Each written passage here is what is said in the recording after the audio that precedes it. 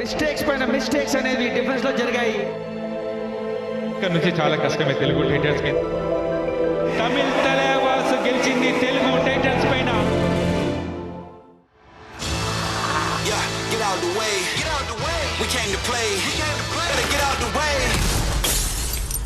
చివరి పంచ్ మనదైతే ఆ లెవెలే వేరేగా ఉంటుంది. ముందు నుంచి వచ్చి బ్లాక్ చేశారు. This is the wall of Telugu Titans. Simple గా ఇదే చెప్పేది. భరతుడ దగ్గర ఉన్న బలం ఇదే. బ్రిలియంట్ టాకిల్ ఇనిషియేట్ చేశారు. మల్టీ పాయింట్ రేడ్ కాబోతుంది ఇది తెలుగు టైటన్స్ కి. కంబ్యాక్ ఏ విధంగా కావాలో తెలుగు టైటన్స్ నిరూపించారు అక్కడ. అండ్ రివెంజ్ అయితే తీసుకున్నారు తమిళ్ తలవాస్ పైన.